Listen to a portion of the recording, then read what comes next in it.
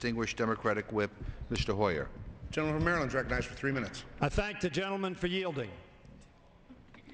There is no common ground here, nor was it sought. We find ourselves at an unprecedented place today. Americans stand on the brink of default. It stands there, my friends, because the leadership of this House has failed to act in a timely and responsible way. This is an unprecedented status for America, an intolerable place, and Americans are understandably outraged at the politically caused impasse that confronts us, the consequences of which for every American and our country have been correctly characterized as catastrophic. For more than 2 centuries, an American default has been unthinkable. The men and women who came before us in this chamber built up the full faith and credit of the United States until it became the bedrock of the world's economy. Despite their differences, they agreed that the honor that comes from paying our bills responsibly and on time was a moral obligation. Now our nation is on the verge of breaking that trust.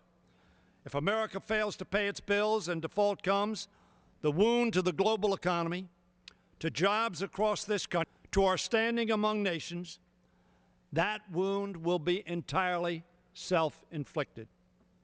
It cannot and must not come to that.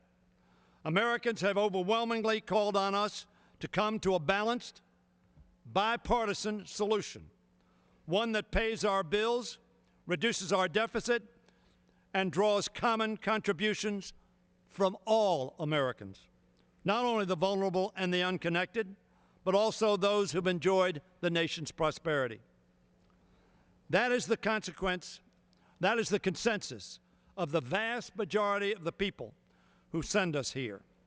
They understand that my way or the highway is no way to govern. They understand that all of us who had a hand in accumulating our debt must share the work of paying it off.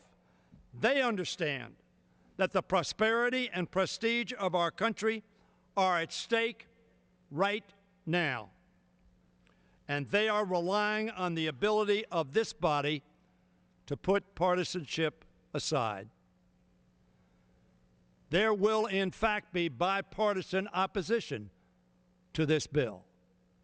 But there, I predict, will be no Democrat for this bill, because bipartisanship was not sought. So I am deeply concerned that the short-term plan offered by Speaker Boehner would put us right back here on the precipice of imminent default in just a few months, casting a pall of uncertainty over the economy and leading to a job-destroying credit downgrade. Each of us, ladies and gentlemen, may I have an additional minute? I yield the gentleman an additional 1 minute. Each of us, ladies and gentlemen, in the House have a duty to end this impasse. Let's live up to that duty by voting down this partisan legislation. And then let's come together on a balanced, bipartisan solution to reduce our deficit and pay our bills. I suggest to my friend from California that Majority Leader Reid has offered just such a plan. In fact, it incorporates exactly what Speaker Boehner suggested in his speech in New York City. Let us embrace that plan. When this fails, let the Senate send it to us. I will not yield at this point in time.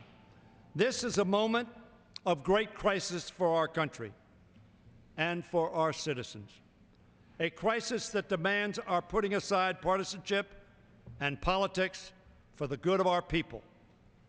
We're not there yet, but it is my great hope that we as a body can live up to that challenge. Our fellow citizens expect it, our duty demands it, our oath requires it. Gentleman's time and I expired. yield back the balance of my time. Gentleman from California.